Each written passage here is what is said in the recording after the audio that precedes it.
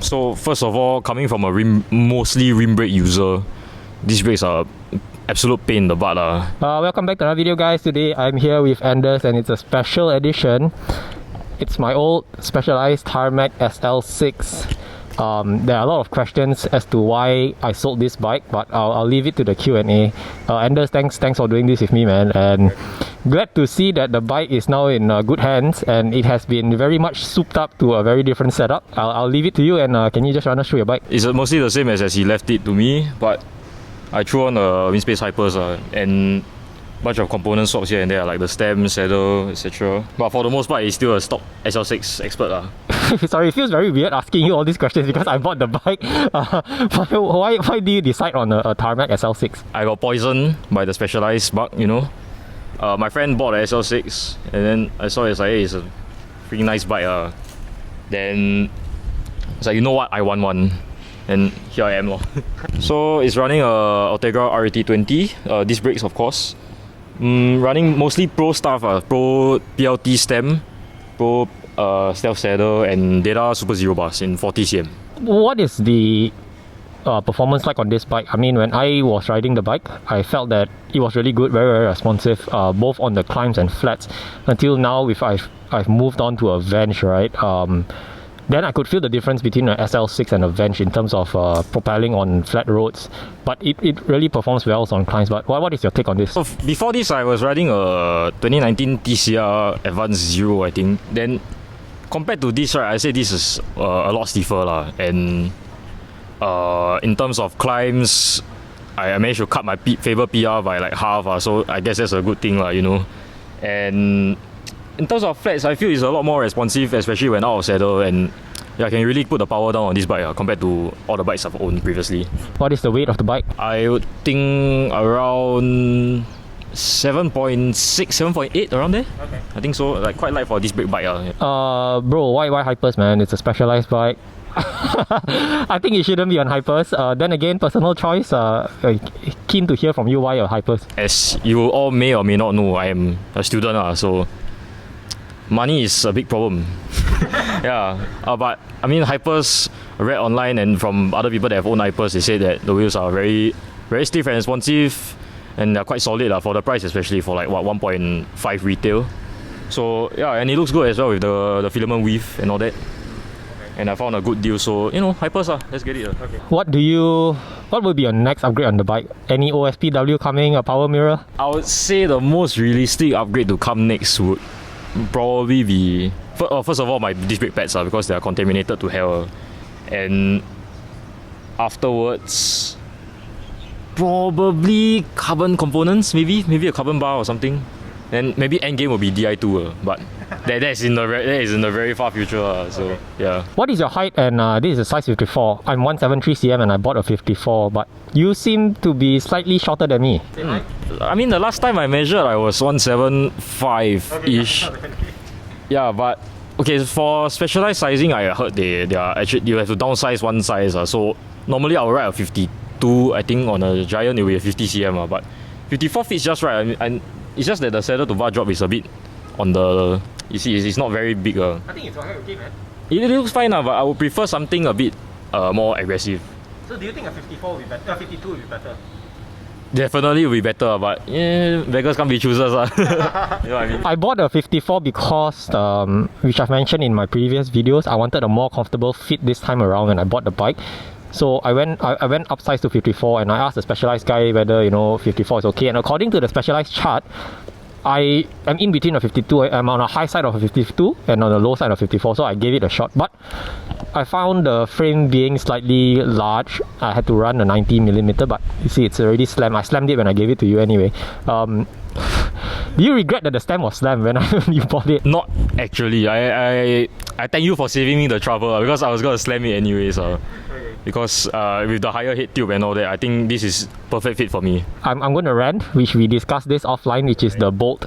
So this Sl6 and most bikes would have their bolt for the seat post somewhere along here. So Sl6 one is here. I rounded the bolt when I was trying to fit my seat post to the right height, because the way the bolt sits, it's pointed towards, it's slanting here and it's pointed towards the seat post, which, you know, it's very hard to put a torque wrench or even sit your wrench in. And I rounded that. I went back to Specialized Singapore. They told me to buy an entire seat post, which I told them that, are you crazy? Just for a bolt, you want me to buy a new seat post? The mechanic told me you could go to any shop, hardware shop, to get that bolt.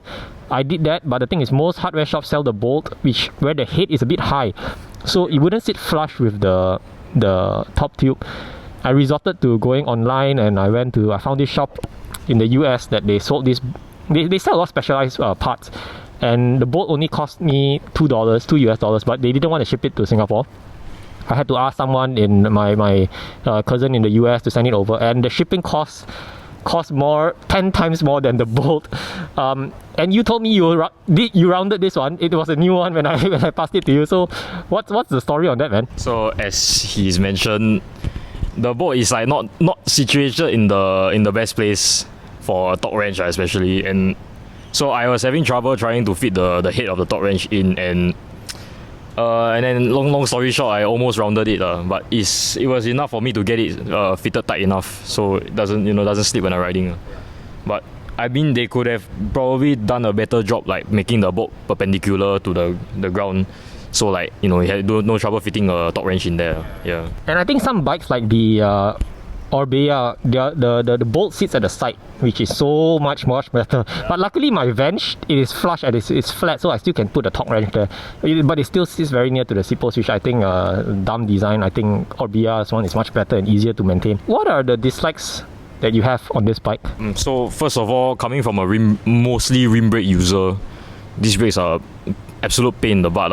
And number one, my main concern and like qualm with this bike is the amount of maintenance I have to do. And I'm quite a clean freak, so I tend to clean my bike almost after every ride, or like when I'm bored, I just go and clean it for no reason. Then having to bleed your brakes, and then having to, whenever you're washing your bike, having to like take note of whether you are spraying degreaser into your pads or something like that. Then it's a big pain in the butt. Yeah. So then why do you buy a disc brake? Try new things.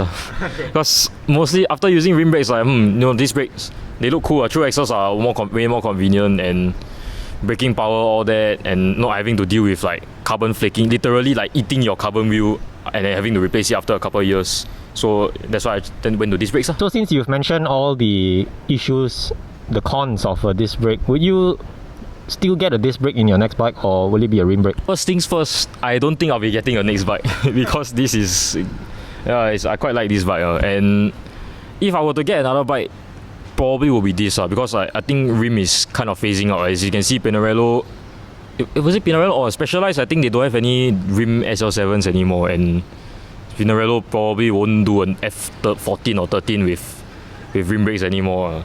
So yeah, I think it will be a disc brake bike, and obviously the benefits that come with this, I'll still get a disc brake bike. I guess the downside is, like you said, the maintenance, bleeding the bike, and getting contaminated rotors and pads. That's a real pain.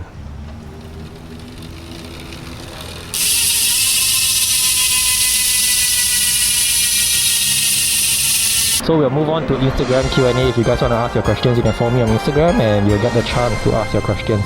Anders, are you ready?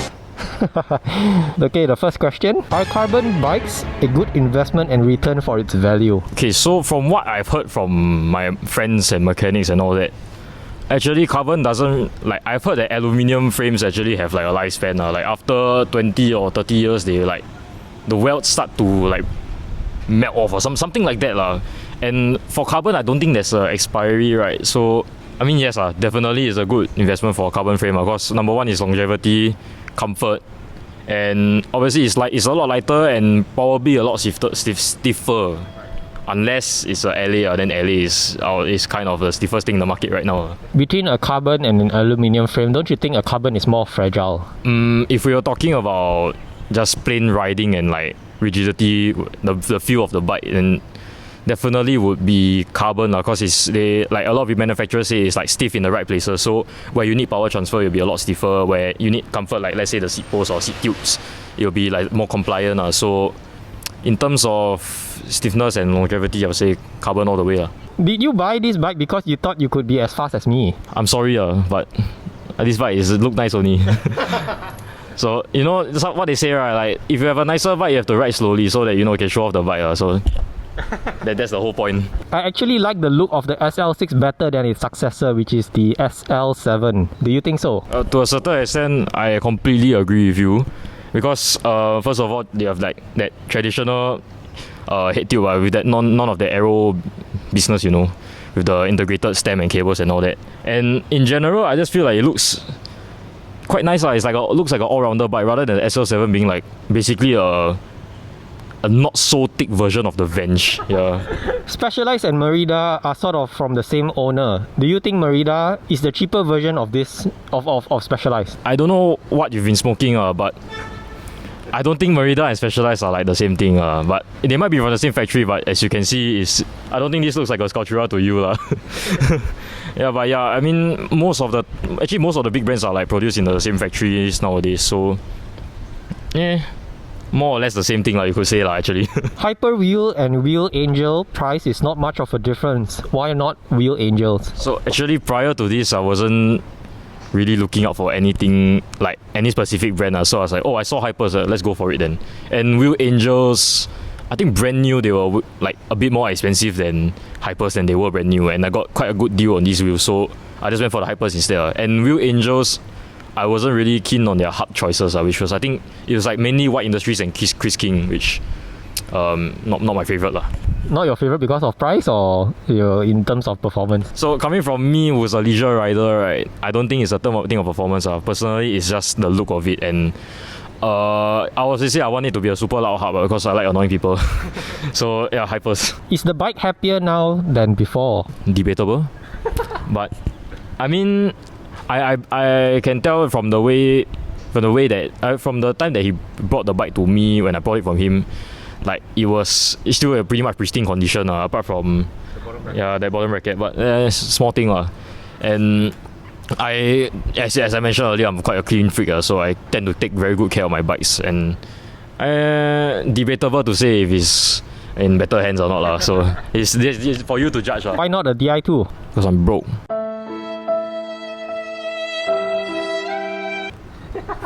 What is your top speed on flat? Like I said many times already, I'm a leisure rider, so I actually don't know, man. Like I've never really went to test my top speed all out, so yeah, I would say 50-ish, I guess. So yeah, around there.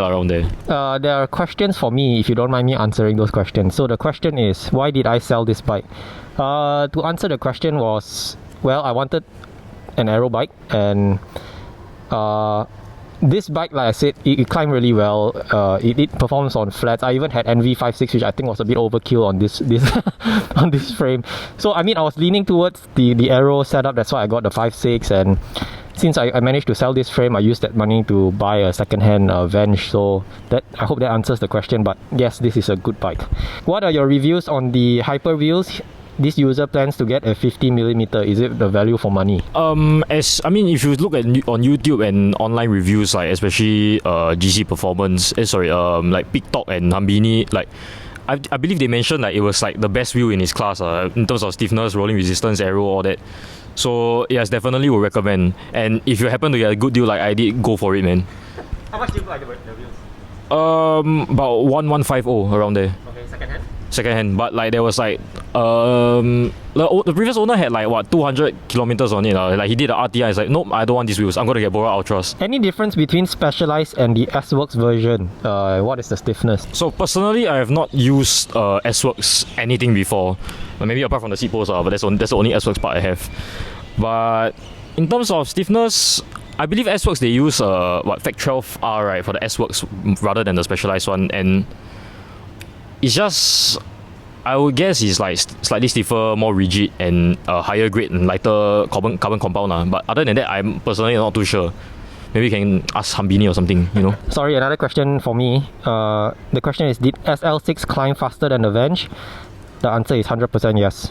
And do you think the Venge can climb? Honestly, any bike can climb. And if you saw his previous video on Desmond, the Merida Reacto. Well, I'm not fast, okay? Just train You just keep riding, lor.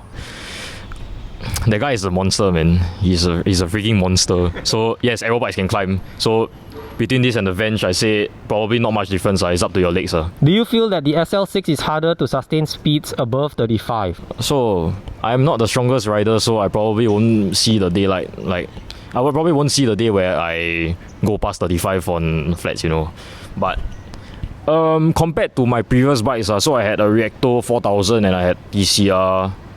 And this is by far the best, fastest bike I've owned so far. So yeah, to answer your question, yeah, the SL6 is quite faster. Yeah, I quite like it.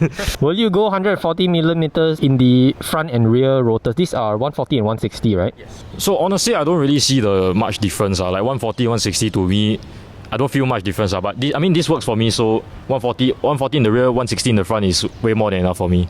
Hey, wait, this is 160 and 140, I think. Oh yeah, that's fine, completely fine. Yeah. Like going down Faber, like going up and down Mandai, I don't see any issues with the braking. So yeah. Where does this man get his handsome looks from? No. You gotta do that, man. That's from Justin, right?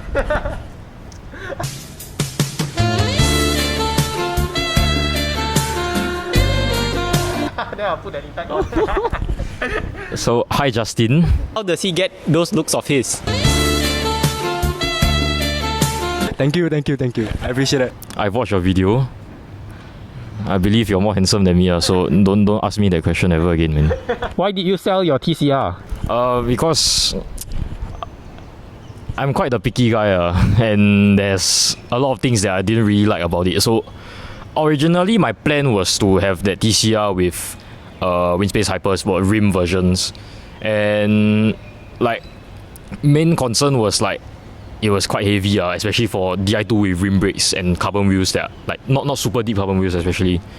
So number one was the weight, and number two was it was like the in between size where it didn't really fit me. So I'm like more of a between S and XS for giant sizing, and like the reach just didn't work for me. So yeah, I'm not really a big fan of. I'm still a big fan of the TCR, but I just didn't really like that particular TCR compared to the SL6 here. Do you think using specialized sizing chart is a good gauge for picking the correct frame size? Honestly, I didn't really look at the sizing chart much. I just like my main concern with this was not really the reach, because I think my reach is completely fine. I can just change the stem length, but it was with the saddle to bar drop that I was concerned about, and this being a size 54 is actually quite high, especially with the head tube and all that. So when I refer to the specialized chart, it's like they tell me that I need a size 54, but it completely depends on you and your preferences, and your leg inseam and all that matters as well, So I would say that you need to maybe go down to the shop if you were to buy a specialized, maybe go to T3 or Binjai. Have a look for yourself, because just looking at numbers alone probably won't cut it. Yeah. So I bought this bike brand new from T3, and I didn't know like I said, I referred to the sizing chart. It says that I'm on the high side of 52 and the low side of 54. I called out, I was like, hey, do you guys happen to have any Tarmac in both sizes for me to try? Unfortunately, they did not have stock, maybe because it was in the middle of a pandemic, and I took a gamble with the 54, but looking back, I no regrets, because at least I tried something that was recommended by the chart.